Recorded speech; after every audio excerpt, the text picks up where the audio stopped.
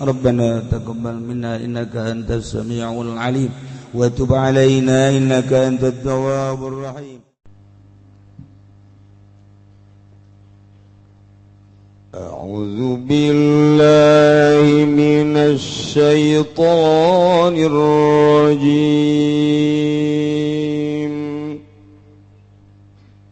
بسم الله الرحمن الرحيم.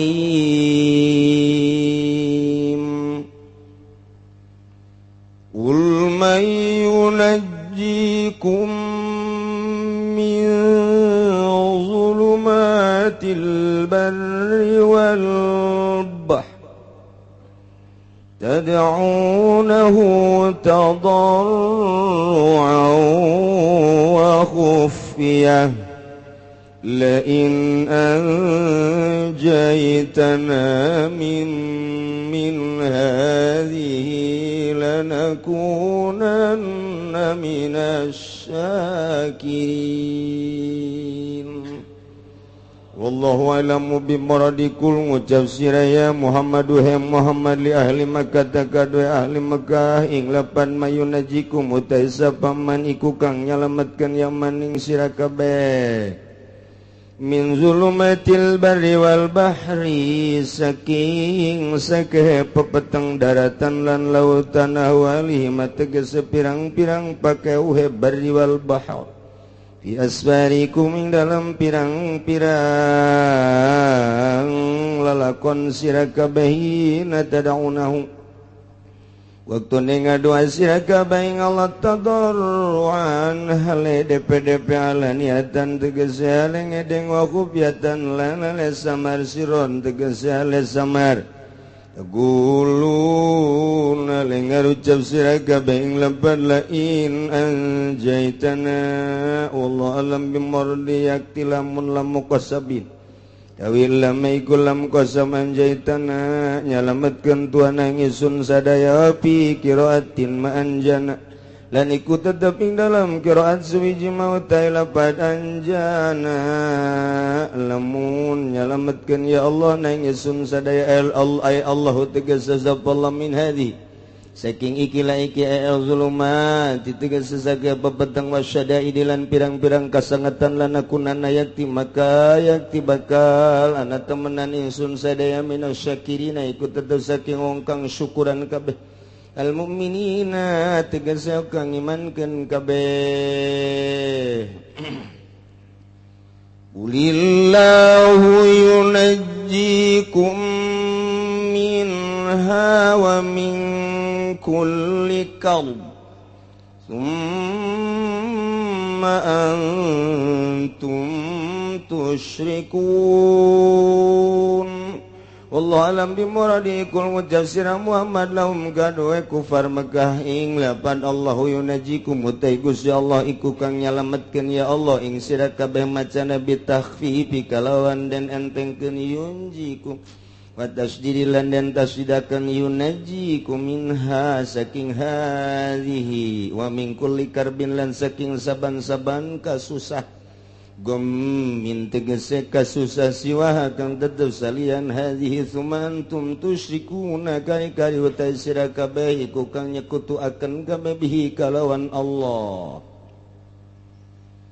Qul huwal qadiru ala an yab'asa 'alaikum 'adzaban min fawqikum wa min tahti arjulikum أو يلبسكم شيعا ويذيق بعضكم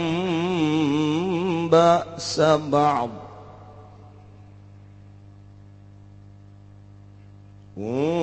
انظر كيف نصرف الآيات لعلهم يفقهون. Allahu a'lam bimuradihi. Kul ngucap sira Muhammad wa utaya Allah al-qadir iku kang maha kawasa ing atase entah ngutus ya Allah ing atase sira kabeh azaban ing siksa kang tetep saking sadukuring sira kabeh minas samai saking langit kal hijarati wa sayhati kaya batu lan petak ngamin tahti arjulikun utawa saking asara saring pirang-pirang sikir sira kabeh kal khasapi kaya den amblesakeun nawayal bisa kumatau yantah nyampurakeun ya Allah kum ing sira kabeh ukhlitatukum tegese nyampurakeun ya Allah ing sira kabeh syiaan ing pirang-pirang golongan firaqon tegese pirang-pirang golongan mukhtalifatan kang narima beda-beda mukhtalifatal ahwa'i kang narima beda-beda pirang-pirang kahayange Wayuzikul lan yantanya cipakeun ya Allah ba'dakum ing setengah sira kabeh basa ba'di siksaan setengah bil kita likalawan perang kala ngucap ya Kangjeng Nabi sallallahu alaihi wasallam laman nuzilat samang seden turunkeun ieu ayat hadza ing lapad hadza ahwan utawi ikilah iki qauluhu wa yuziqu ba'dahum ba'sa ba'd ahwan wa yasaru iku kang leuwih ngagampangkeun wa yasaru tegese lan leuwih ngagampangkeun walaman nuzila maqoblahu lan samang seden turunkeun apa barang kang tetep ing dalem sadurunge za a'udzu maka ngucap Kangjeng Nabi lapad a'udzu biwajhika ngalindung isun kalawan zatuan rahul Bukhari us ngariwayatkeun ing hadis sapa Imam Bukhari warwa Muslimun lan us ngariwayatkeun sapa Imam Muslim hadis sa'altu rabbi ing hadis sa'altu rabbi anjaluk ingsun ing pangeran ingsun alaya jala ba'sa ummati bainahum ingin ta orang dadakeun ya Rabbi ing siksaan umat ingsun dalam antarane ummati famana'ana famana'aha maka nyegah ya Rabbi ha ing masalah tapi hadisin lan ikut tetep ing dalam hadis utai laman nuzilat samang seden turunkeun ya ayat kala maka ngucap ya Kangjeng Nabi ama lingin haka inatun satuhune umurul arba'ah iku kang tinemu walam yati tawiluha badulan ora teta lan ora tega opo takwilanane umuril arba'ah ing dalem sahusane qauli ta'ala unzur ningali sira kaifan nusarifu haleboh kaya pamolahkeun izun agung nubayyin lahum tegese martalakeun izun agung lahum kadue kufar kabeh atawa nas kabeh al-ayati ad-dilalati sakeh ayat ad-dilalati tegese sakeh dalil ala qudratina ing atase kawasa ingsun agung la'allahum manawa iya nas kabeh atau kufar kabeh kohuna iku paham iku ngerti ya kufar kabeh ya'lamuna tegese waruh ya kufar kabeh anak mahum alaihi batilun ing atase ing satuhune barang kang utawi ya kufar ing atase ma iku kang batin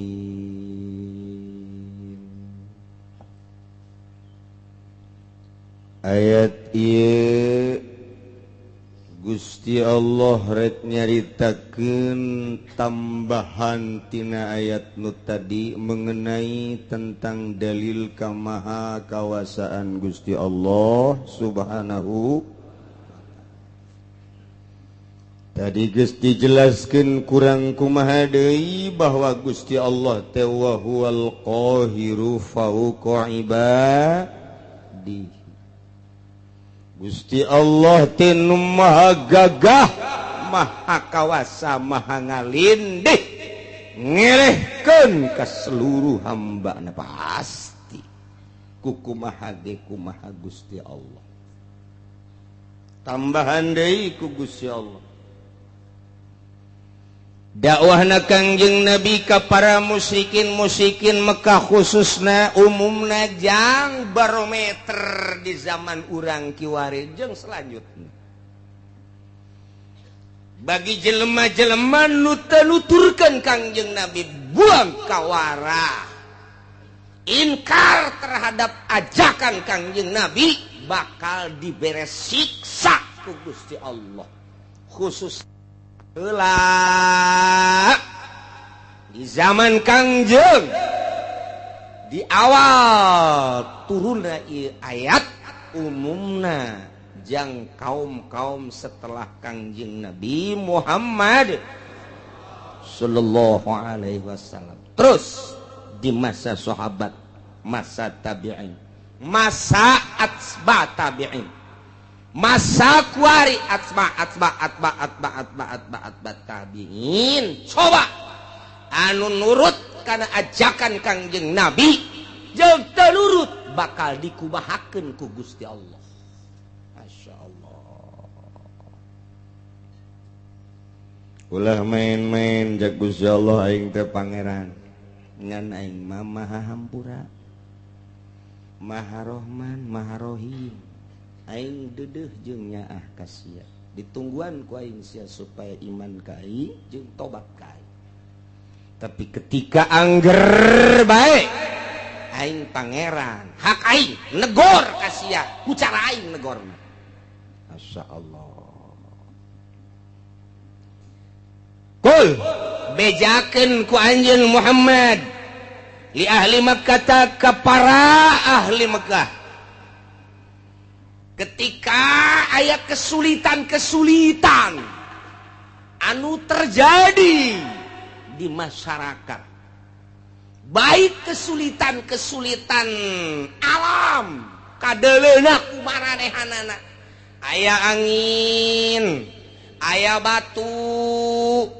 aya hujan teu eureun-eureun, aya badai, aya gempa, minimal ini erosi, kemudian aya tsunami, atawa sandang pangan mahal, atawa paila, atawa keributan-keributan. Nah, panyakit-panyakit. Coba tah ketika kos kitu saha anu bisa ngaleungitkeun jeung nu bisa nyalametkeun. Bejakeun Muhammad ke ahli Mekah. Bejakeun.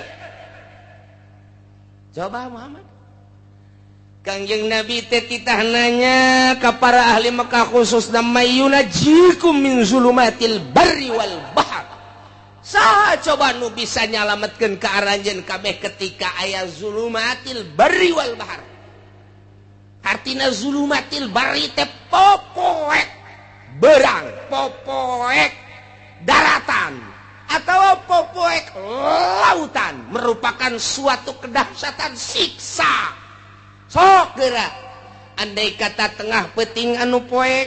kemudian aya mega ditambah deui ka poekanana lantaran bulan bintang ditambah deui ku angin anu menggebu, terus teu eureun-eureun macam kituna sebagai siksa. Saha bejakeun anu bakal bisa nyalametkeunana?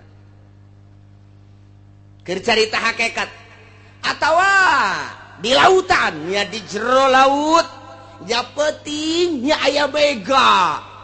Bayangkeun ku urang ditambah deui ombak anu luar biasa naik ka darat, atawa di laut anu keur naik parahu, naik sampan, naik kapal, atau anu keur ngojay. Nah, ieu saha nu bakal nyalametkeun saat-saat seperti itu? Bejakeun ka ahli Mekah. Coba bejakeun ka ahli Mekah, coba saha anu bisa nyalametkeun? Eta keur carita hakikat keayaan alam seperti kos kitu. Urang mah nyarita teh kejadian alam yang adanya si bule.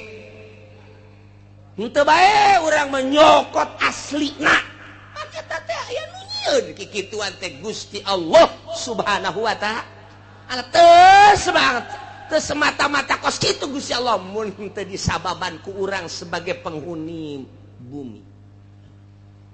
Cok geura ge, bejakeun saha tah nu bisa bakal nyalametkeun? Moal aya nu bisa atuh kabeh ge. Ketika ditanya kos kitu mah kabehan ge moal aya nu bisa, lantaran aya jelema naik kapal, kapalna oleng, luar biasa dahsyat keur carita oleng lagi. Diberitakeun ku nahodana bahwa kapal tidak akan selamat. Kita masing-masing berdoa kepada Tuhan kita. Kabeh Allah Allah Allah di tengah lautan deuk minta tulung ka jelema kumaha? Lantaran di tengah lautan kapal oleng. oyag-oyagan nyapeting deui nya mega luar biasa sidar setik-etik acan parahu atau kapal parem sedangkan diberitakan kunahodana kapal kita ini akan tenggelam kamana coba mun tayang jaringan-jaringanana teu bisa lantaran error telepon kamana teu bisa tinggal ngan ka Allah doang nu Katolik jeung nu Kristen geus saat eta mah pasti Allah sobat komo nu Islam sanajan nyana tukang mabok nyana tukang zina nyana tukang korupsi ketika kapalna oleh Allah kajen kumaha ge tah saat-saat kos kitu teh saha tah nu bisa nyalametkeun atau naik kapal udara biasana lewat Abu Dhabi gerbek diberitakeun ku pilot para penumpang yang baik kapal kita menemui masalah sebab cuaca buruk di keatasin ini gelap di kebawahin angin besar ditabrakin ke sono kita masing-masing berdoa saja rasanya cak pilot rasanya waduh aing geus dah deuk pilihan eueuh deui kalau kita buang ke kanan ada gunung tinggi wah mending ka eta bae sana gunung bae tong eta waduh kita buang ke kiri laut wah sarua bae cilaka ieu mah udah ini mah tidak bisa kecuali kita berdoa masing-masing kepada Tuhan kita waduh adong geus poho ka anak poho ka pamajikan sangkilang geulis jasa ge pamajikan tetapi Allah asa dihareupeun Allah eta keur carita kejadian di udara kejadian di laut kuari kejadian gering urang sadaid Mercy ambalayah di imah Cadillac ambalayah di imah teh mobil Hammer kan ambalayah di imah urang boga perusahaan sawah urang tanah urang satungtung deuleu pamajikan urang nu di imah nu di pila nu di hotel ambalayah lobana luar biasa urang kaserang penyakit jantung atau darah tinggi ditambah ku manis geus pupurian ieu mah aduh lantaran manis dibere obat teh ieu teh kudu pait bertentangan jeung darah tinggi diberi obat darah tinggi bertentangan jeung manis atau jeung emah nah ieu sangat bertentangan kumaha ya kos kitu teh diimpus urang di dia kieu di rumah sakit di ruang ICU boro-boro sasaha anak jeung pamajikan ge geus semeunang ngalayat geus di ICU bae geus kieu mobil ambalayah di imah perusahaan urang ambalayah di unggal kota pamajikan urang sakitu gareulisna nu luar biasa tanah urang satungtung deuleu geus puguh pake mah kitu keneh beas di gudang geus teu kacaritakeun wah luar biasa imah lain hiji bae unggal kota boga imah kuari urang aya di ruang ICU bejakeun Muhammad ka jelema kos kitu saha nu bisa nyalametkeun coba bejakeun hartana bisa nyalametkeun jual ku sia harta jang nyalametkeun nyana imah bisa nyalametkeun sok bawa kadinya imahna mobil Cadillac na tuh termahal di dunia nu bisa nyalametkeun kadinya bawa ku nyana atawa wanita cantik urang Karawang urang Surbang anu ngagel muter teh bawa kadinya bawa atau orang Libanon anu cacadeun irung mata ceuli jeung sajabana bawa kadinya moal aya geus kieu bae ngagolan napas lagi geus dibantu make oksigen dilayat ini temen bapak temen usaha bapak dina hatena ngabur sia teh hayang aing mah didatangan ku sia babaturan korupsi didatangkeun ka dieu goblok sia ini temen bapak pak temen apa ini temen usaha bapak jangan dina hate mah teu bisa ngomong dah inditkeun aing keur ka Allah sebenarnya tapi lamun datang ini santri mana ya santri nu tetangga bapak teh nu teluk ditanya nyana dek macakeun Yasin diuk didinya tadi hayangin saat eta mata didatangan ku santri supaya kabantu-bantu nginget-nginget Allah. Aya laku santri mah geus kos kitu. Malah mah nya teh amanat. Coba si santri teh kiai tita ka dieu kitu, Bang macakeun tah cai. Ji atuh keimanan mah jantung Allah. Nya nangis ge Allah, Allah, Allah teh inget ka mobil, teh inget ka imah, teh inget ka istana, teh inget ka jabatan, teh Allah, Allah, Allah. Bejakeun Muhammad. Saat nu bisa nyalametkeun saat-saat kritis modal kos kitu.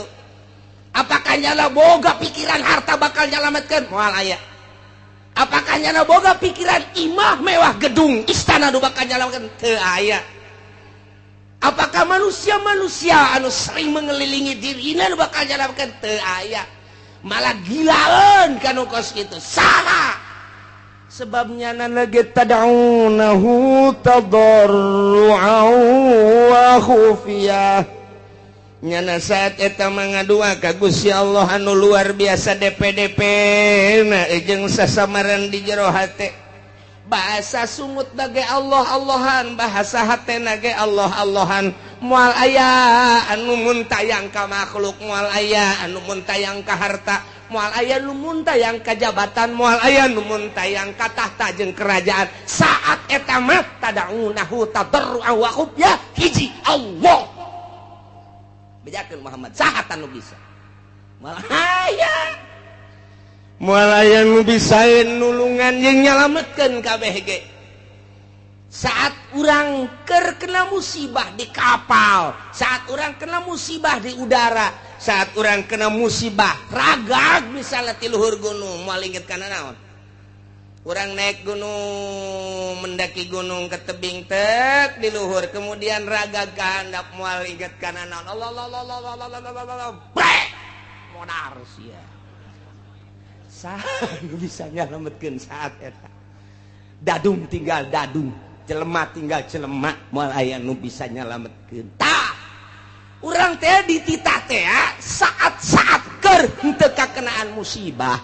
Saat-saat keur teu kakenaan ku syadaid, gering misalnya kudu nol seperti eta. Nu mantak waliullah teh bisa nganolkeun. Seperti jelema-jelema nu kekenaan ku dahsyatna panyakit, nol nya pikiran anak. Tak urang teh supaya nol teh sanajan urang kadeleuna bergelimang dunia, sanajan urang kakenaan teh kitu keur sehat, tapi hate urang nol. Tah cara etalah ahli toriko mere ka manusia guru mursyid supaya di jero hate teh ulah aya harta, supaya di jero hate teh ulah aya makhluk, supaya di jero hate ulah aya nafsu, dinolkeun sakumaha urang keur kakenaan musibah sangat kritis. Tah waliullah mah bisa dimimitian ku hudang peting, kemudian zikir ka Gusti Allah sapoe sapeting dua peting sebulan setahun, mulai dengan cara tersendiri tertentu meunang ngabimbing guru mursyid, mulai cuek lalaunan ka makhluk, mulai ka dunia, terus ka belah dieuna biasa-biasa bae dinolkeun, padahal awakna sehat, padahal teu kakenaan ku dahsyatna musibah, tapi di dirina geus nol seakan-akan kos kakenaan musibah. Nah etalah waliullah teh kos kitu, padahal sehat awakna, hatena eueuh deui nu bisa nulungan iwal ti Gusti Allah. Aing mah mun tayang ka Gusti Allah ngaaplikasikeun iyyaka na'budu wa iyyaka nasta'in ka Gusti wungkul abdi ibadah jeung ka Gusti wungkul abdi nyuhun pitulung eueuh ka sasaha, sugan ka makhluk henteu, sugan ka dunia henteu, sugan ka jabatan henteu, sugan ka jin henteu, sugan ka jurig neo-neo henteu, sugan ka batu combong teh henteu, sugan ka batu anti tembak sapira batu pake nyeun imah habak. Hiji be Allah tadarru'an wa khufyah. Tah kos kitu tawali teh perbandingkeun gue. Bisakeun urang kitu. Urang mah aya bisa geus gagoler.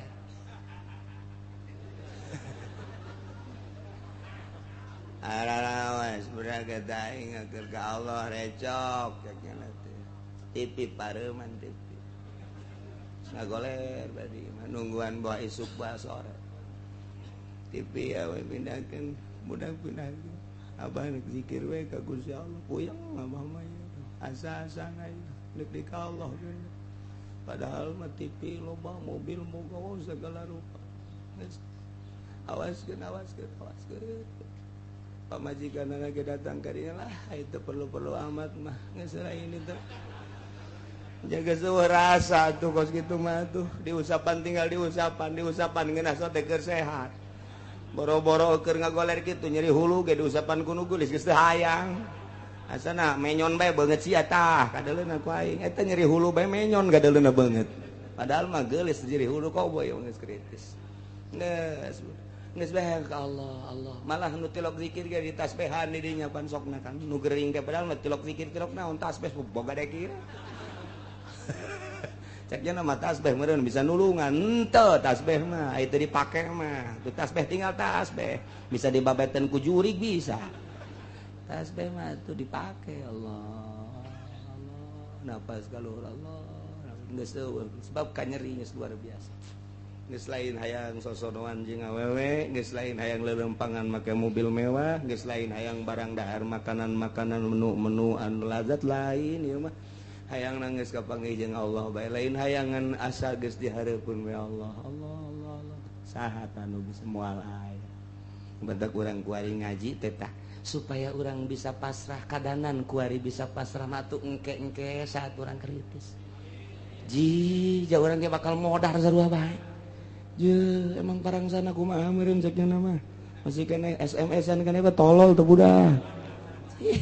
mun bisa mah kuari mun teu bisa engke saat urang ngagoler Muhammad bejakeun saat anu bisa nyalametkeun moal bisa kulantaran atuh anakna ieu tanggap terus diobatan rada bray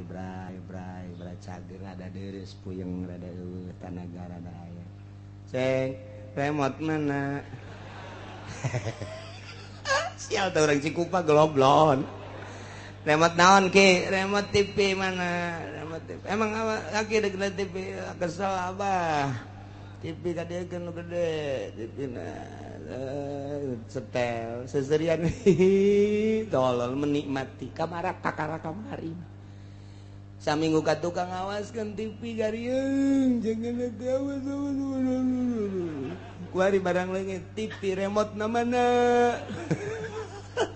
mun aing jadi incuna di talian gua aing jelema teh kos itu percis eta teh lain batur sia ya Karim, ya orang kasinggung ku Quran ya, Masya Allah pohara jasa ya Allah teh kos kitu tangga bejakeun ka orang percis ya Allah ya Rabbi bejakeun Muhammad saat di lautan saat anu bisa ngabebaskeun jeung nyalametkeun di saat udara di udara kakenaan musibah saha anu bisa nyalametkeun di saat nyana kena penyakit anu sangat kritis mun tayang ka saha bejakeun coba di saat recokna kaayaan budaya politik ekonomi riweuh saha anu bisa nyalametkeun bejakeun ka ahli Mekah qul bejakeun Muhammad ka ahli Mekah eta mah moal bisa aya anu nyalametkeun anu tadina manehanana ngomong waktu keur kakenaan ku musibah mah ngomong nanti bari ngadoa ka Gusti Allah la in anjaitana min hadhihi lanakunanna minasyakirin cek kupar Mekah lamun mah Gusti Allah teh nyalametkeun ka kami tina musibah nu sakieu dahsyatna lamun mah Gusti Allah bisa nyalametkeun ka kami tina hiruk pikukna kahirupan lamun mah Gusti Allah bisa nyalametkeun kana penyakit anu luar biasa dahsyatna nu tiba ka Gusti ka kaula andai kata dileungitkeun ku Gusti Allah nyana ngadoa di jero hatena kos kitu doana mun teh mah Gusti Allah nyalametkeun lanakunanna minasyakirin kami bakal syukuran ka Gusti Allah, bakal iman ka Gusti Allah. Kos kitu kabehan ge. Orang-orang musyrik di mana kekenaan ku musibah mun tayangna tetep ka Gusti Allah nya ngadua ka Gusti Allah di jero hatena, baik langsung kusungut kadenge maupun jero hate. Jana ngaduana tabarrua wa khufya DP bari jelas tur di jero hatena langsung ka Gusti Allah, lain anjaitana min hadhihi Gusti, lamun teu mah Gusti nyalametkeun lanakunanna minasyakirin, kami deuk iman. Lamun jelema anu mukmin, jelema anu Islam nya ge ngomong di jero hatena, bahkan kasaksian ku babaturanana lah cenah lamun geus cager mah kula mah deuk ngaji bae, deuk jeung ibadah bae. Moal maksiat deui, babaturanna tatanggana komo keluargana mah kabehan ge ngadengekeun di barang disalametkeun ku Gusti Allah, nanyakeun remote deui. Bloon. Aya aki-aki, lain aki-aki, aya jelema budak ngora tabrakan, barang tabrakan teh parah luar biasa, diimpus terus dibawa ka ICU. Kabladieuna rada deres, diurut nu para rotongna. Terus kieu bade mana ngomong ka babaturanna geus aing mah deuk tobat, moal mabok deui, moal judi deui lah, aing mah karasa jasa. Iki nya cager nya henteu mun ku Gusti Allah dicagerkeun, aing mah deuk ka masjid bae, deuk ibadah bae geus teu hayang mah kos kitu sieun paeh cak nyana ge.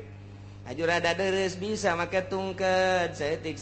Jumaahna ge jam 10 batur can ka masjid, jana geus ka masjid. Urang lembur ge nyarahun jasa kadeuleu ku kabehan bu jadi getol eta jelema budak ngorak-ngorak keneh. Terus bae dihareup deui nya nama ditihang lantaran ngajojor sukuna teu bisa ditilepkeun, sabulan 2 bulan 3 bulan rada deres bisa nilep, masih keneh ka masjid kan jam 11.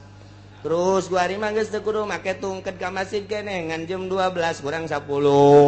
Kuari mah bisa deui naik motor babarengan jeung baturna geus teu wauheun ka masjid. Eta di Cikupa anu kos kitu percis jasa. Aslina mah urang Cilongok sih. Cilongok Gandu. Eta kos kari itu eta. Nya ge ngomong di jero hatena aing lamun cager mah deuk ibadah bae ka Gusti Allah, moal maksiat deui. Ieu eta percis kos urang Mekah.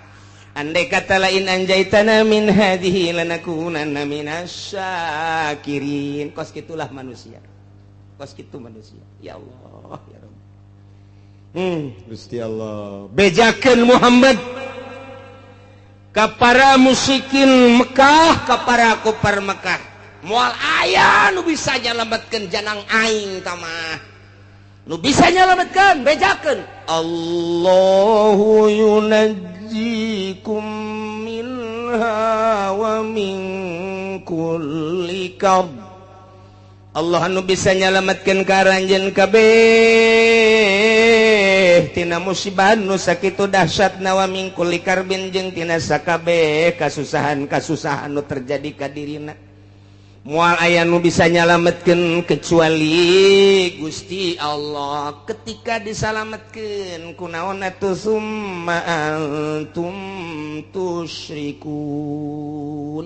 Begitu disalametkeun mun teh mah tadi dina kapal teh naek ka darat musyrik deui. Padahal ke waktu oleng kapal mah di tengah-tengah lautan jang mun tayang ka makhluk ka babaturan iwal ti ka Gusti Allah nyana ngomong lain anjaitana Gusti mun nyalametkeun ka abdi tina musibah kapal ieu, mana peuting, mana poek, mana angin luar biasa, mana ombak luar biasa, diberitakeun di kunahoda bakal cilaka kabeh mun tayang Gusti lamun salamet abdi dak iman. Begitu disalametkeun kunaon atuh summa antum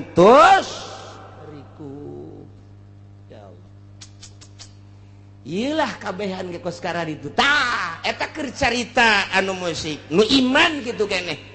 jero kapal teh kos kitu bae Gusti abdi mandek ibadah bae ka Gusti lamun teh mah ku Gusti disalametkeun geus moal maksiat lantaran payah geus asa dihareupeun mata bae oyak-oyagan kapal teh geus luar biasa geus deui pake kaingat hiji bae Allah napas kaluhur kahandap Allah disalametkeun ku ari ku Gusti Allah datang ka anggar datang ka pantai biasa salamet seserian deui endahan ngan sakadar dongeng doang nu tadina nyana ngomong di jero hatena Gusti lain anjaitana lamun Gusti nyalametkeun abdi mah rek ibadah. Begitu datang deui ka darat nonton TV deui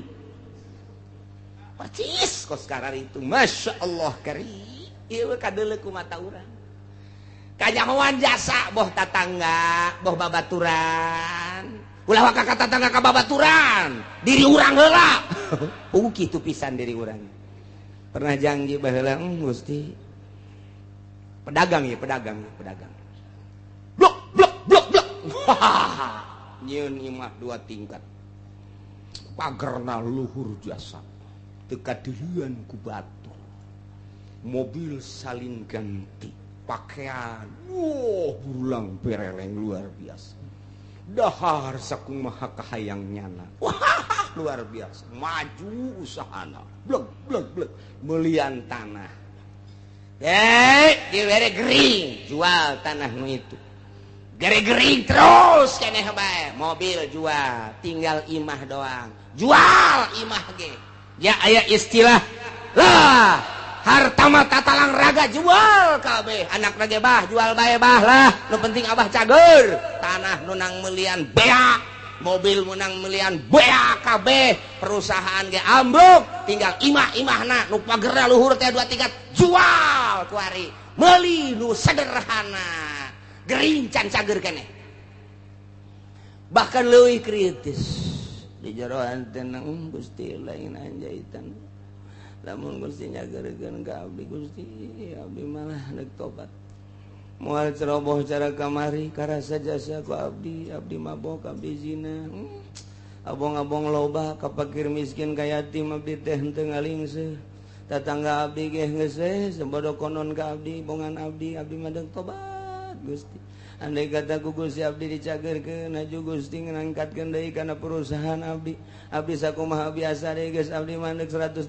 derajat hirup abdi teh deuk ibadah ka Gusti abdi rek peduli kana zakat rek peduli ka fakir miskin ka yatim piatu tatangga abdi ku abdi lah hendek disumbang bae geus abdi mah hayang geus kitu bae Gusti cageurkeun Gusti blak bisa deui dieu bae ngobrol jeung keluargana abah rada cager abah alhamdulillah gara doakeun bae ku kabehan abah nu kusaha deui geus cager malah kan abah mah eunana mah dek ngitung-ngitung zakat fakir miskin segala rupa lah dek moal cara bah atuh didoakeun ku kabehan ayo geus kuari geus rada sehat-sehat mulai engkeut-engkeut dagang deui mulai awal-awal mah bager hitung Gusti zakatna sabaraha aja can loba ieu pantau mah hitung zakatna sok tatangga bagikeun rapi bagi gede poho deui kuari asupkan nelayan deui di Jati jeung lurah-lurah asup deui kuari ka barbar asup deui kuari ancrup deui tah eta kamari mah lain anjaitanna Gusti lamun nyageurkeun ka abdi lanakunana minasyakin abdi deuk ibadah ka Gusti tapi kunaon begitu dicageurkeun janjana ge nyaho nu nyageurkeun teh Gusti Allah summa antum tusyrikun endahan ambalayah deui lain saeutik teh di lemur urang nu kos kitu kanyahoan kasaksian ku urang teh ambalayah hampir 99,9% kitu jasa ya Allah bejakeun Muhammad qul huwal qadiru ala an yab'atsa 'alaikum 'adzaban min fawqikum aw min tahti arjulikum aw yalbisakum syi'an wa yudhiqa ba'dakum ba'sa ba'd Muhammad bejakeun ka para kafir-kafir Mekah lamun terus bae musyrik ka aing teu percaya kana ajakan anjeun teu iman kana ajakan aing cak Gusti Allah bakal nurunkeun siksa 4 perkara supaya katembong ku balerea kakawasaan aing ka maha dahsyatan aing ka maha sagala-galaan aing lantaran nya mempermainkan ka aing kamari ngadoa ka aing ku ari musyrik ka aing kamari minta kaing kuari minta ka jabatan kamari DPDP kaing kuari DPDP ka manusia ka makhluk ka batu ka kayu kan eta teh mempermainkeun aing bejakeun Muhammad hayang dauleuh ka karawasaan aing bakal nurunkeun 4 siksa ya Allah qul bejakeun Muhammad wal qadiru ala ayyab'asa alaikum adaban aing maha kawasa aing bahasa gala-gala cak Gusti Allah lamun kitu bae petana aing bakal nurunkeun ka makhluk khusus ka urang Mekah umumna ka saha bae siksa 4 perkara ya kan hiji azaban min fauqikum siksa timbul ti luhur bentukna engke aya hujan teu eureun-eureun nyepoe hujan banjir ka wacak siksa wae atawa hujan batu cara ashabul fil di batuan atawa hujan es buah deh datang ke buah rarusak atau poek teureun kilat sing jeleger ditambah deui ku geladeg sing jeleger datang ka teu daya teu upaya siksa ti aing min paukikum aw min arjulikun atawa kahandap dihandap timbulna ieu dihandap timbulna mimiti ku aing teh dioyag-oyag lini bae lini doang aing mah sok geura hayang nyaho bongan teu iman ka aing bongan teu nurut ka aing teu iman ka ajakan anjeun Muhammad tah ieu ku aing dioyag-oyag ha saeutik doang dibere ku aing 6,5 hek nah kulantaran tertek bae rada digedekeun ku aing digoyangkeun doang ku aing bumi engke ge lamun Oma Irama jadi presiden asana bumi goyang ke kajen kumaha ge aya arah acak-acakan budak isi nagara deuk dikumahakeun tapi ceuk ulama lamun Oma Irama jadi presiden bakalna pertama santai ngeunaheun ke beres santai lari pagi kayak kajian luar. Masya Allah mantap luar biasa. Iya kari. Aduh kan ujung-ujungnya kiamat. Tebareres brak. Ya Allah. Serius ya. Langsung ngerti. Aduh ya Allah ya Rabbi. Iya siksa tadi ti luhur geus bejakeun Muhammad nomor kadua lamun teu percaya bae teu iman ka aing cadap mimiti lini kadua masih keneh teu iman keneh ka aing gempa ku aing rusak para rotong para risek jelebana siksa ti aing mun masih keneh bae amblas ka jero deuleu di padang datang ka kuari teu puguh kuburanana diambleskeun ku aing 1000 kejadian padang teh dibalikeun bae ku Gusti Allah kadeuleu nama gunung ret nimpah imah sabaraha ribu manusia nu kuari teu disolateun teu dipandian siksa ti aing atau tsunami model Aceh sia 200.000 manusia orang Indonesia sekaligus ya tambah jeung orang-orang luar tsunami luar biasa tambah ku aing encan inget keneh bae ka aing tambah ku aing tuh tsunami di Ciamis Pangandaran encan inget keneh bae gunung ku aing dibitukeun can inget keneh bae Lapindo ku aing hayo sia parindah ka mana sia can inget kene bae sia ka aing can iman kene bae tambah deui sia ku aing awas sia sakali ieu di Banten sia ku aing Gunung Merapi sia kena datang ke Bojong sia ka Pasar Kemis mah ulah liwat kesempatan ya Allah ya Rabbi Gusti Allah tuh cek Gusti Allah ayo sia mun teh ti luhur ti handap mun masih keneh bae teguran ti luhur geus ku Gusti Allah masih keneh teu iman keneh bae atawa masih keneh muara siat keneh bae teu pernah bae jelema nu sugihna teh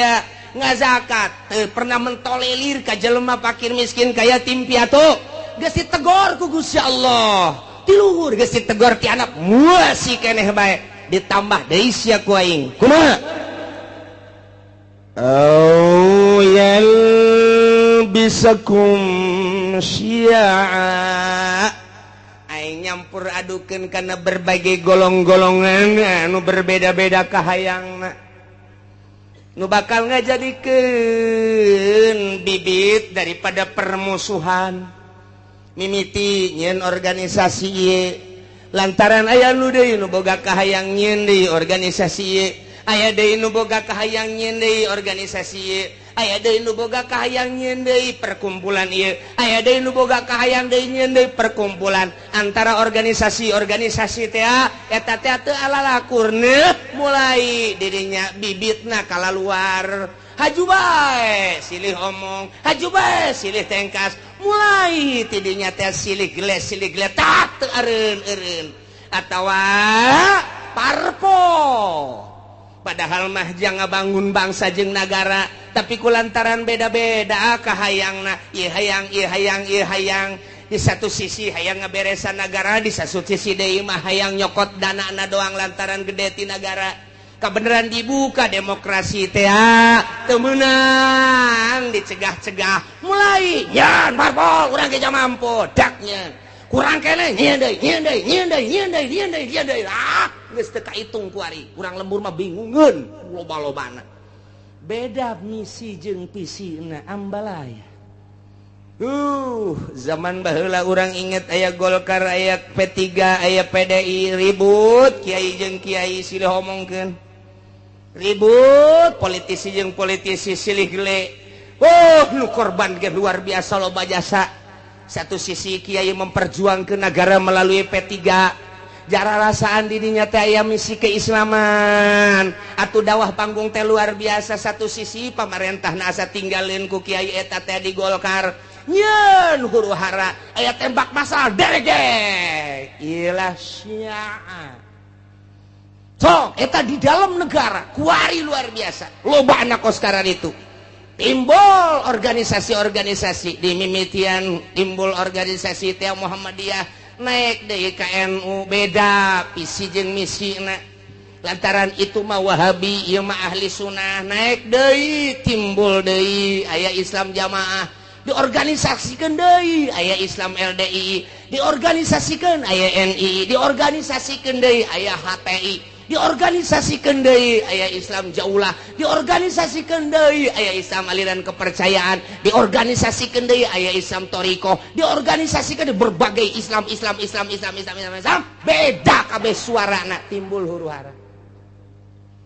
aya di Qur'ana kos kitu mantak ahli tafsir mah senyum bae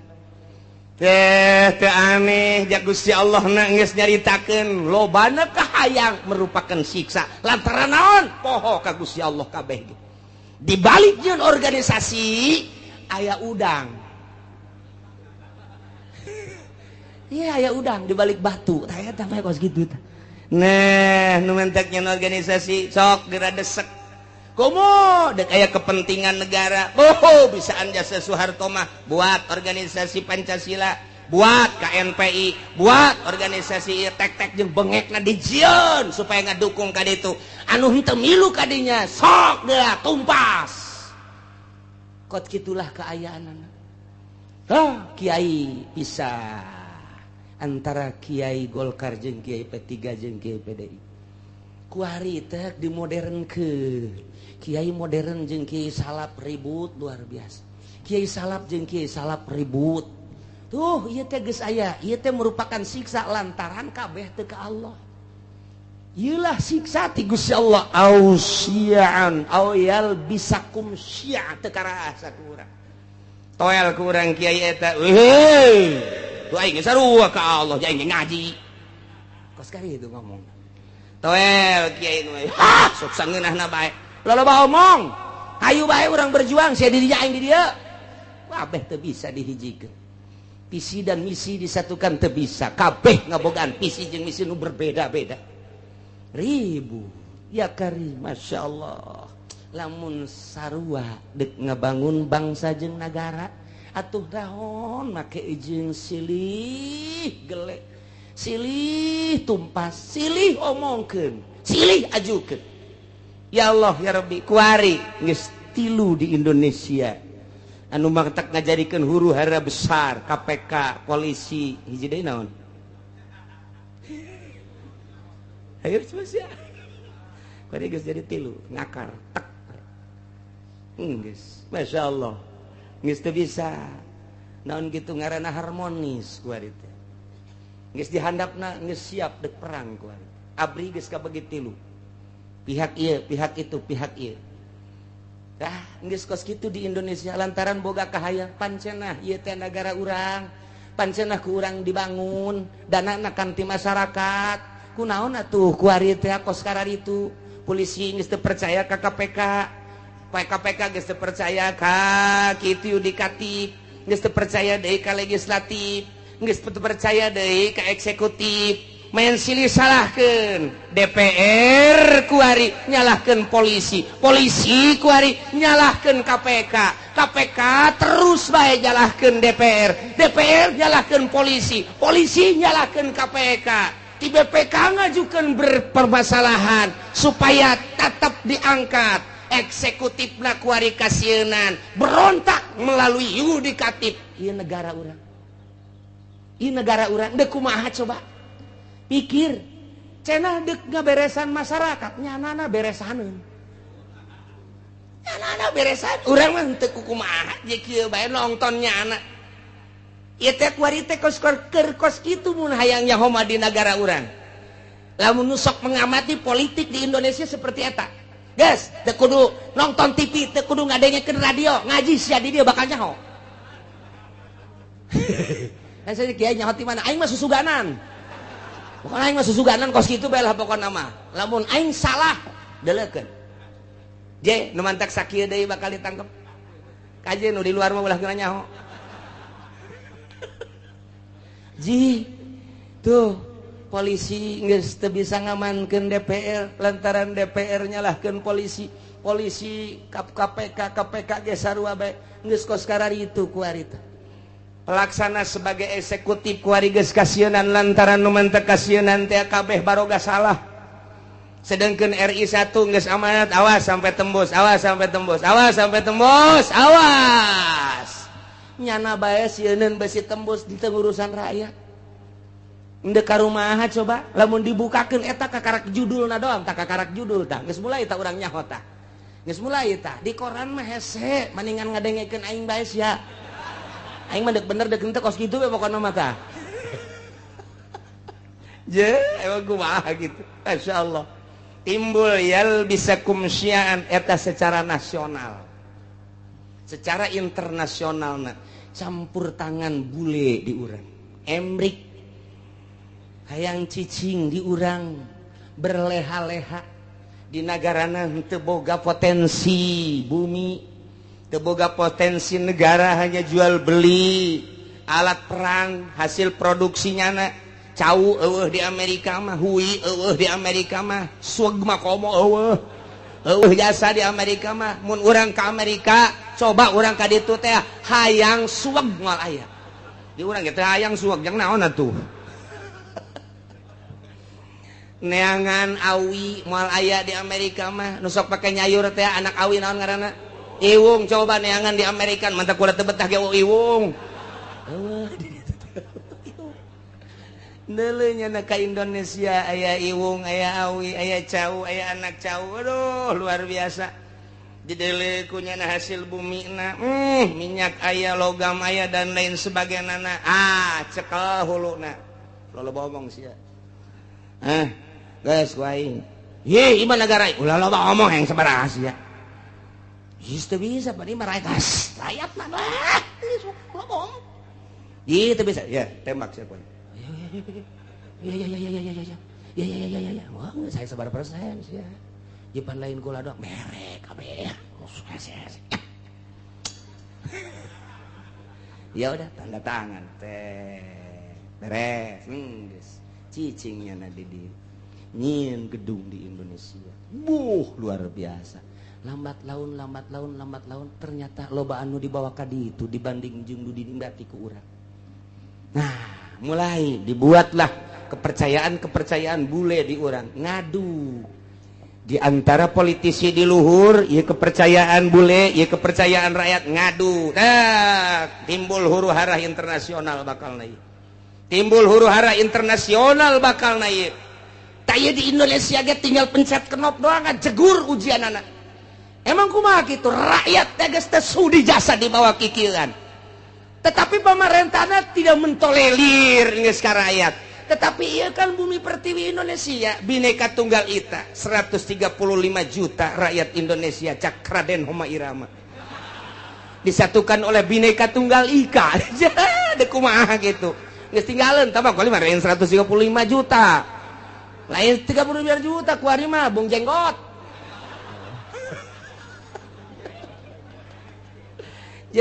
nah iya huru-hara internasional geus mendekati di Indonesia terjadilah di luar Indonesia dulu Irak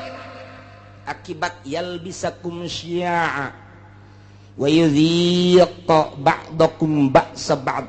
dibere nyicipan ku Gusti Allah siksa sebagian bangsa jeung sebagian deui kuari mah serang kital peperangan ieu geus dibejakeun ku Gusti Allah tak ieu ayatna ulah kaget lantaran nu hiji nyembah ka Gusti Allah Irak Baghdad nu hiji nyembahna ka patung beda potensi nu aya di Irak loba luar biasa lobana Amerika teu bogaeun di dinya teh tah di dieu teh panas Amerika serang geus dikibarkeun bendera salib perang luar biasa di dinya muatanna loba diawali ku potensi bumi nu dipake kahayang ku Amerika lantaran teu daya teu upaya supaya menggebu nah bendera salib perang salib kuari dipaekeun perang lah dahsyat ti ditu modar ti dieu pae wabeh ngaran-ngaran perang mah pararaeh bae yal biasakum syi'a wa yudhiqu ba'dakum ba'sa ba'd ditimbulkan ku Allah bakal siksa siksana kumaha ialah diaduk-aduk ku Gusti Allah melalui syi'an organisasi golongan-golongan wa yudhiqu ba'dakum dibere ngasaan ku Gusti Allah sebahagian bangsa ba'd ku siksaan sebagian bangsa deui perang multinasional jeung Irak dia kasaksian ku urang selesai eta berangkat deui Libya selesai Libya Syria suara nu datang ke urang geus macem-macem urang mun maca koran lokal mah kos kieu mun maca koran internasional mah kos kieu mun maca berita-berita mah kos kieu tinggal urang bae bingung sementara nu boga berita asli nu bogana adalah Amerika urang teu daya teu upaya soal berita aya ge senundupan berita nu asli apa iya apa tidak mulailah dikaburkeun Bashar Assad teh merupakan Fir'aun lah satu sisi Bashar Assad ia telah memperjuangkan bangsa jeung negara melalui agama Islam satu sisi jaritakeun Bashar Assad teh ieu adalah Syiah anu luar biasa satu sisinya nama Wahabi satu sisi deui ahli sunnah wal jamaah nu jelas mah urang kebingungan kabeh supaya naon supaya mendukung ke Amerika teu nyaho keaslianana kumaha tah kos kitulah wayal bisakum syi'a wa yudhiqu ba'dakum ba'sa ba'd perang dia kulantaran disuplai ku Iran Amerika neuleuh heula bahaya sebab di Iran aya 3 rudal anu luar biasa nomor kahiji rudal Husein kadua rudal Hasan nomor katilu rudal Ali ngaranna ge teu kira-kira ngarana teu kira-kira rudal Husein lamun diberangkatkeun datang ke Amerika rudal Hasan bisa ngajegur jang Amerika rudal Ali mah bisa neangan musuh susulundupan endeu kumaha coba hayu cak Amerika keketaan heula jieun heula coba hayang nyaho ku urang sok pancing melalui Israel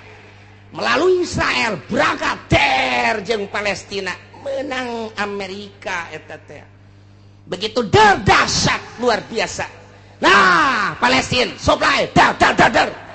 hanya 9 hari Israel kabur tinggal cek Amerika angkat ulah bahaya ya bahaya kita cari dulu lain eureun neangan kelemahan kos gitulah ieu keur carita yal bisakum syi'a wa yudhiqa ba'dakum ba'sa ba'd disiksa ku Gusti Allah ku di luhur geus dihandap ge geus melalui tsunami siksaan kurang kumaha dahsyatna sabaraju ta manusia anu disiksa ku Gusti Allah titah iman ka Gusti Allah tapi tetep bae teu iman dibere ku Gusti Allah awas cek Gusti Allah dua deui hiji perbedaan golongan nomor kedua titah ngarasaan antara golongan antara negara antara bangsa ribut peperangan modar kene kaharti apa puyeng nyeunah teh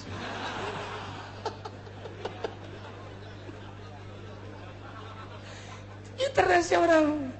dibawa ku urang dah caner geus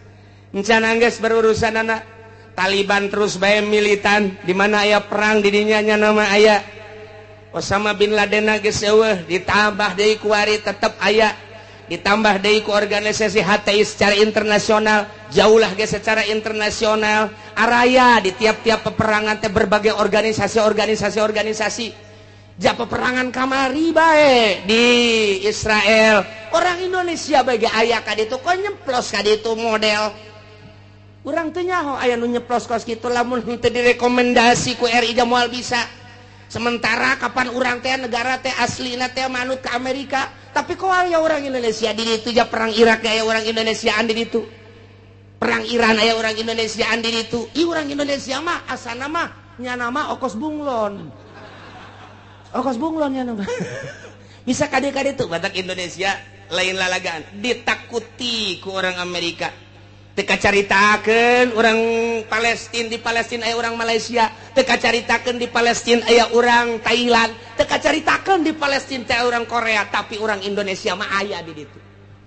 malah ke waktu perang kamari multinasional aya nu nembak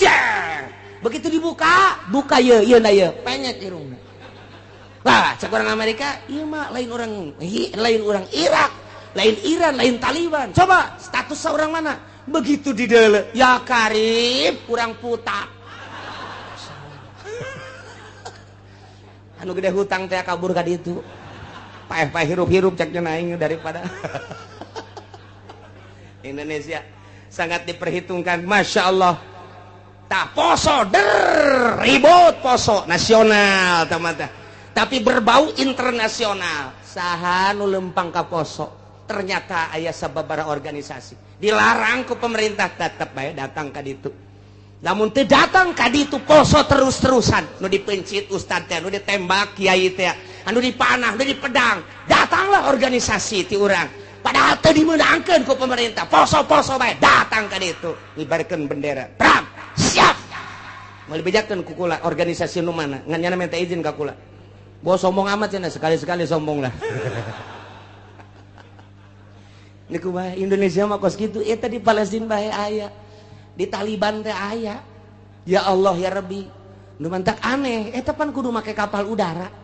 haju kudu make biaya pan eta teh atuh make naon kitu ngaranna birokrasi perjalanan anu luar sakedangkeun steril steril luar biasa mau kemana tujuannya apa tapi aya kan di ditu Masya Allah nu mantak ke mun perang deui ku urang diajak ka ditu naik naon cenah kiai ngojay paeh di laut asana ieu mah meme perang geus malodar Indonesia ulah sembarangan di Indonesia nu mantak diperhitungkeun ku Amerika sangat diperhitungkan Indonesia mangke bae perangna terakhir bae cek geus tetep di perangan mah di perangan terakhir asana bangsa Haji Makmun mah paeh ti heula moal kaburu nya nama geus siksa ti Gusti Allah leletikanana di urang antar kampung leletikanana ti urang antar desa leletikanana ti ku urang antar kiai kunaon eta lantaran boga kahayang kiai ieu ngayakeun ieu kiai ieu ngayakeun ieu henteu harmonis ribut kiai jeung kiai syi'an wa yudhiqu ba'dakum ba'sa ba'd hayang rada gede melalui organisasi hayang gede deui melalui parpol cerita tentang perbedaan di parpol anu geus teu aneh deui kuari makin dibesar-besarkeun makin digede-gedekeun urang nyaho ketika PKB naik bos sabaraha nu paeh saat harita sabaraha ieu ge cantang tuh ka haripna lantaran armada Prabowo anu luar biasa armada jenggot anu luar biasa armada wah geus pohara ieu mah main ke bakal nata nah ieu siga da ieu beusi jadi siksa ti Gusti Allah mun sia teh iman ka aing mun sia teu taat ka aing teu takwa ka aing bere siksa opat hiji ti luhur min fauqikum dua ti handap min arjulikum mun ti luhur jeung ti dihandap teu dianggap awas aoyel bisa kumsian aing yeun tah golongan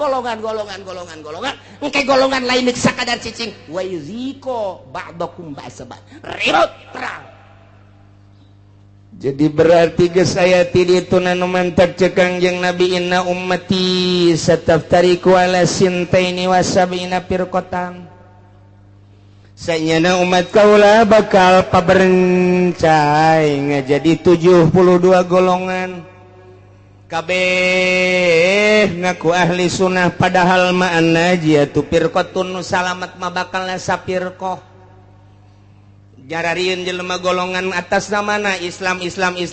boro-boro organisasi cacak-cacak partai ge make atas nama Islam baheula P3 make atas nama Islam kemudian PKB make atas nama Islam PNU make atas nama Islam padahal mah di Indonesia mah kapan teu meunang nyen partai Islam lantaran kabeh ge huluna adalah demokrasi teu meunang berbau sara tapi kelantaran nipu ke masyarakat make aturan Islam lain aturan make lebo Islam ujung-ujung nama atuh teh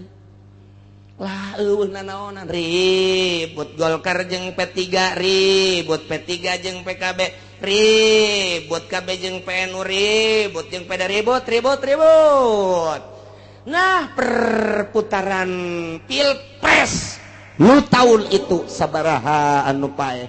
pilpres kamari sabaraha anu paeh tinggal pilpres anu bakal sing hade lantaran merupakan siksa urang mangadoa bae ka Gusti Allah Subhanahu wa taala jadi kukumahakeun ge negara urang teh tetep kos kieu bae sebab can aya nu niatan untuk merubah membangkitkan semangat rakyat jeung bangsa mengarah ke jujur jeung adil can aya ku ayeuna sakitu mah cuek-cuek bae biasa-biasa bae. Wae milih-milih bae ngan ulah datang ka gusur-gusur eungkeuy-eungkeuyan teu nyaho maksud sing hade. Lantaran ieu teh ya siksa ti Gusti Allah. Ku luhur geus, ku handap geus dibuatlah hasil urang keneh. Iyalah yal bisa kumsya'u wa yudhiqu ba'dakum ba'sa. Ya Allah ya Rabbi nu mantap Kangjeng Nabi waktu turun ayat ieu ngadua ka Gusti Allah langsung nangtung Kangjeng Nabi koma Nabi sallallahu alaihi wasallam fatawaddoa langsung ngala wudu beres ngala wudu fasa'ala robah ngadoa ka Gusti Allah ngadoana ya Allah ala yursila alaihim azabam min fawqihim wa min tahti arjulihim wa la yalbisa ummatahu syi'an wa yudhiqu ba'dahum ba'sa ba'd ngadoa Kangjeng Nabi seperti eta tah Gusti ulah diturunkeun ka umat abdi siksa ti luhur ulah diturunkeun ka umat abdi siksa ti handap ulah diturunkeun ku Gusti siksa anu campur aduk berbagai golongan organisasi sehingga ribut ko ba'dahum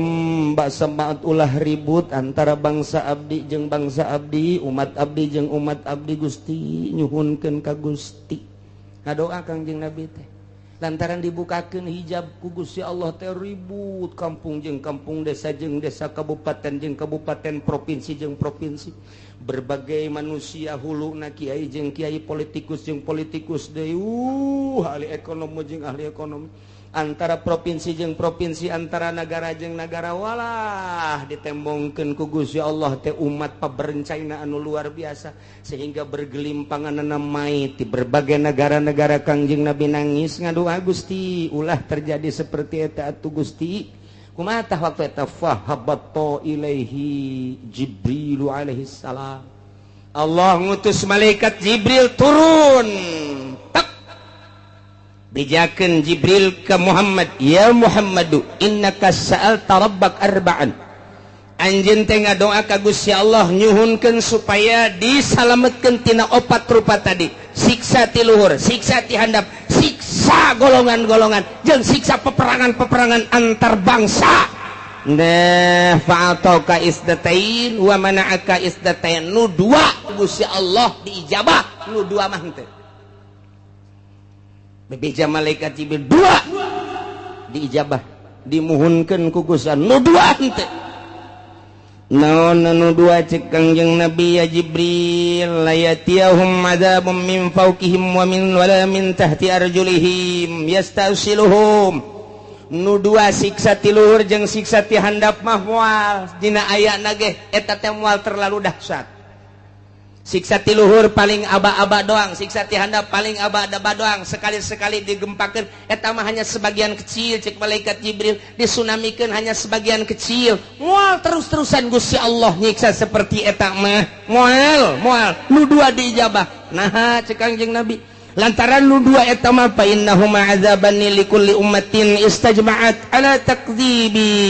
tanabiha wa raddi kitabi rabbiha. Lantaran nu dua eta mah patalina jeung kaimanan ka pangeran jeung kaimanan ka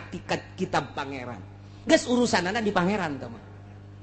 Lantaran nya teh iman bae atau maksiat bae, tak percaya karena Al-Qur'anul Karim atau ngerobah status hukum Al-Qur'anul Karim ku Allah dibereng ti luhur jeung ti handap ala kadar doang Muhammad tama moal dahsyat jasa moal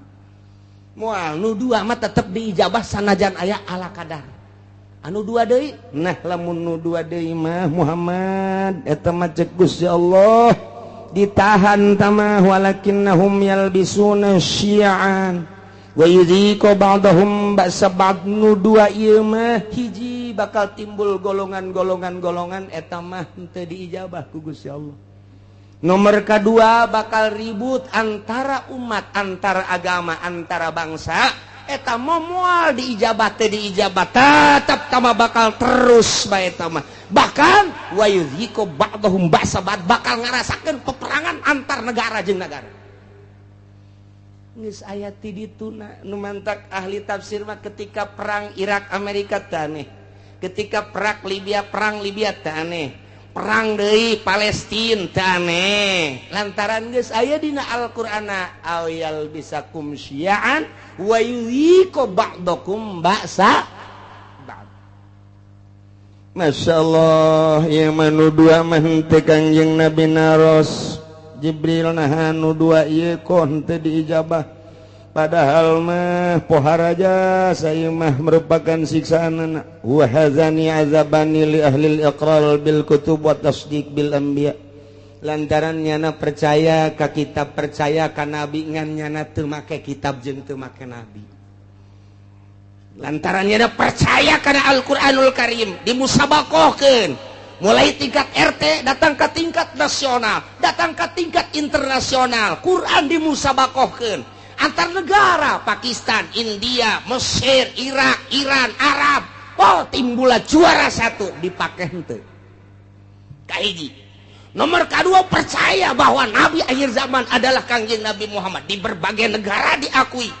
bahwa Muhammad adalah Nabi akhir zaman. La nabiyya ba'dah dari Nabi sabada Kangjeng Nabi. Tapi teu pernah diikuti ajaran-ajaran Kangjeng Nabi. Bahkan dikatukangkeun nyana teh make ajaran manusia, ajaran jelema ku nafsuna bae. Nah, ieu mah bakalna peperangan mal eureun-eureun. Iyalah geus dinyatakeun dina Al-Qur'anul Karim, urang kuari ngarasakeun. Percis jasa. Mulai antar sekolah lantaran teu ka Allah, guruna teu ka Allah, muridna teu ka Allah, ribut ka jenting kumaha. Antara lembaga ribut lantaran henteu ka Allah, antara yayasan ribut lantaran henteu ka Allah, antara organisasi ribut lantaran lain neangan ridho Allah, hanya semata-mata neangan pitayeun doang. Antara parpol ribut lantaran henteu lillahi ta'ala, henteu aya misi ikhlas, kabeh ge semata-mata hanya jang dirina doang.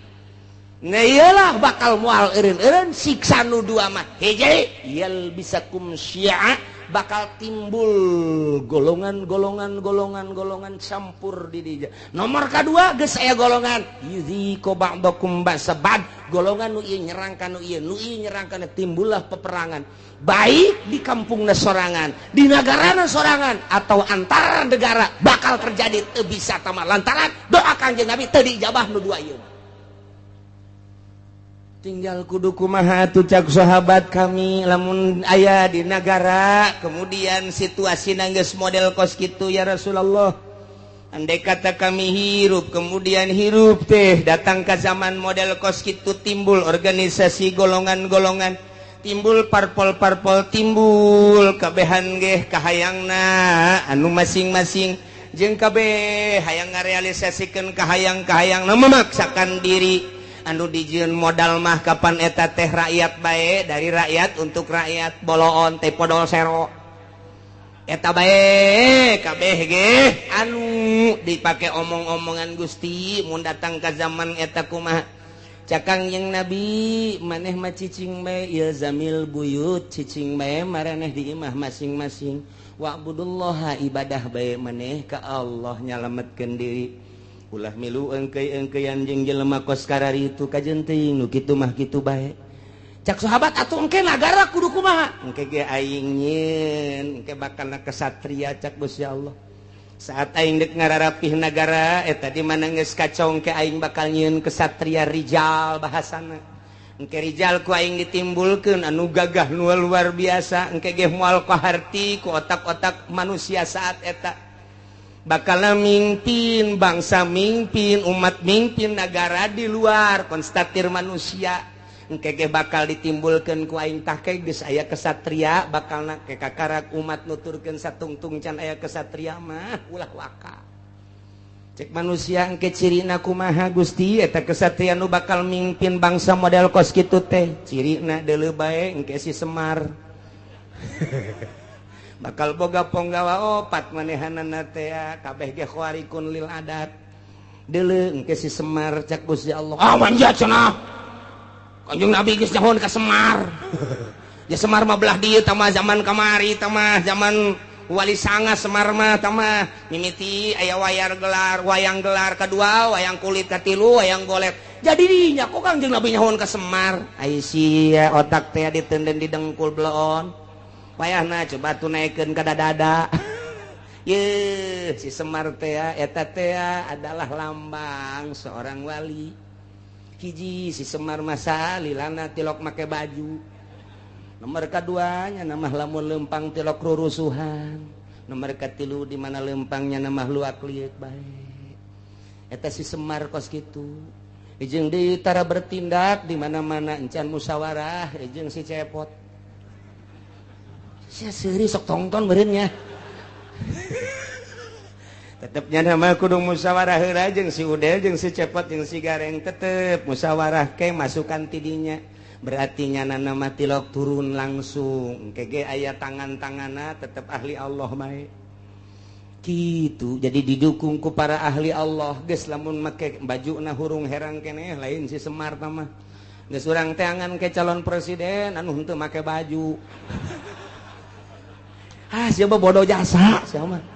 Aduh bodoh jasa teh angan ke calon presiden anu henteu make sepatu. Teh angan coba anu make sempak doang. Mantap biasa ieu mah. Atuh geus bae ku urang duetkeun Oma Irama jeung Rita. Ya Karim ya Allah ya Rabbina ye ku Kangjeng Nabi disilokakeun engke ge aya ahlullah al-arif billah nu bakal mimpin negara. Nu mantak baheula teh kurang kumaha gagahna di Indonesia berbagai kerajaan-kerajaan coba Sunan Rahmat diutus ku Gusti Allah. Dilanjutkeun ku para sunan. Diakhiri ku Sunan Cirebon eta kabeh ahli-ahli Allah Subhanahu wa taala. Banten nu katengah katelah degeulna lantaran boga ilmu pucuk umun di dinya di mana hibar satungtung deuleu ngalengkah 40 imah kalengkahan. Diutus ka dieu teh Maulana Hasanuddin ahli Allah tumbang nu kos karari itu kuari ge lain teu nyarekel kana ilmu kabeh ge ieu bangsa di DPR pusat teh nyekel ilmuna ilmu dugala kabeh lantaran manehanana ditembak supaya ngebul di anu supaya anu nyekelna ilmu kararitu wungkul lantaran ieu nu kuari mah tapakna kabeh ge di pelabuhan Ratu jeung Nyi Roro Kidul. Masya Allah satungtung can kadeuleu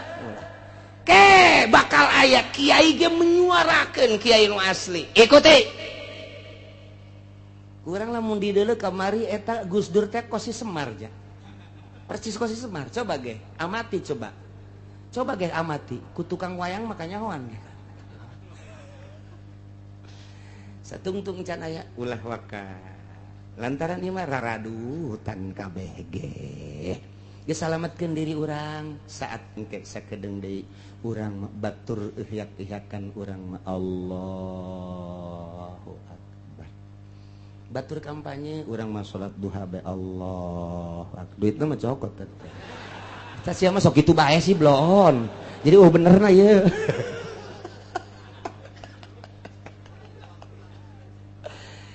tah jadi urang kuari alhamdulillah sanajan bari jeung saminggu sakalinya ho urang informasi akurat ti Gusti Allah Subhanahu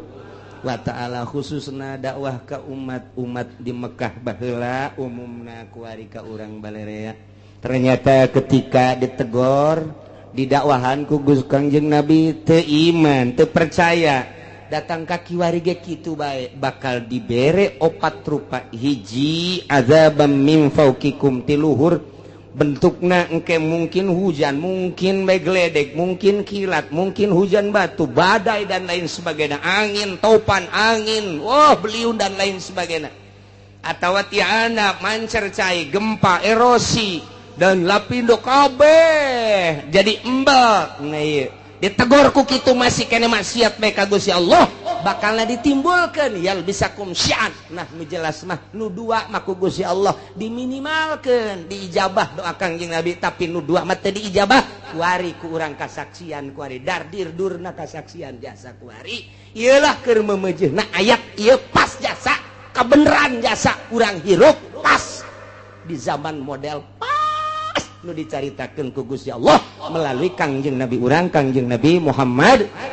sallallahu alaihi wasallam nu mantak unzur kaifa nusarriful ayati la'allahum yafqahun pikirku anjeun kumaha Gusti Allah ngajelaskeun kana dalil-dalil kakawasan Gusti Allah. Allah mah maha kawasa moal aya nu bisa nyalametkeun di awalna ge tadi ketika saat-saat kritis saha nu bisa nyalametkeun ketika dahsyatna siksa dahsyatna penyakit dahsyatna musibah nah ieu teh baik ti luhur maupun ti handap atawa dibentuk ku berbagai organisasi atawa ku parpol eta teh merupakan siksa-siksa anu dijual mah rakyat jeung bangsa jeung nagara padahal mah ajang beuteungna masing-masing eta teh siksa dikorbankeun rakyat hanya demi seseorang dikorbankeun rakyat hanya demi golongan tah eta teh nang Gusti Allah tah deuk mun tayang ka saha cek Gusti Allah aing teh keur nembongkeun ka maha kakawasaan aing ku aing dijujurkeun jeung diadelkeun nang aing dihancurkeun ge teu dijujurkeun dibangkalarkeun nang aing unzur pikir ku sia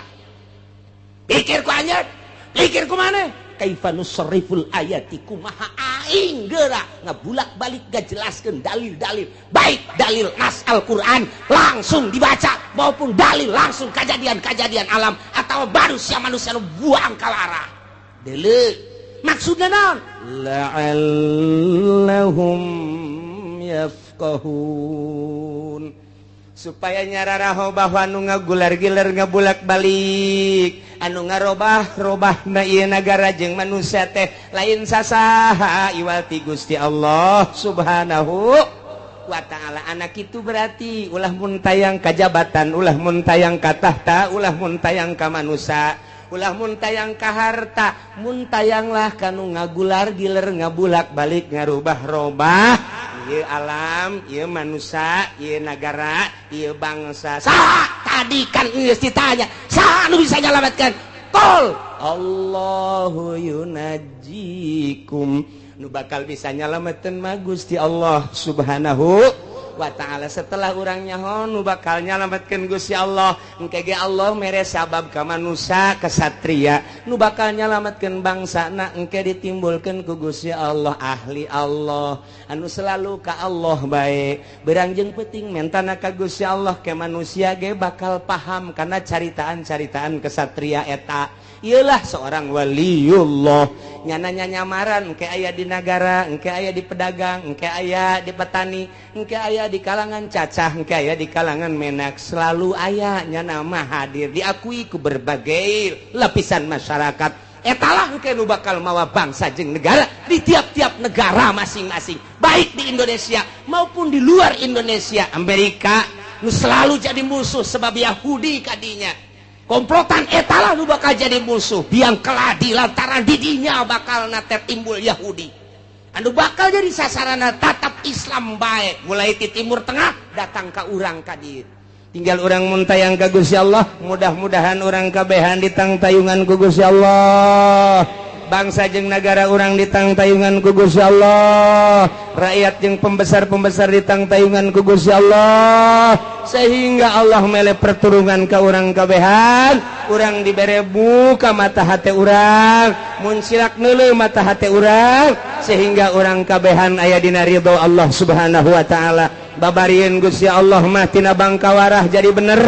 babarieun Gusti Allah mah tina manusia-manusia teu bener jadi bener sehingga urang pas aya dina parentah Allah subhanahu wa ta'ala. Amin ya rabbal alamin. Wa kadzdzaba wallahu a'lam.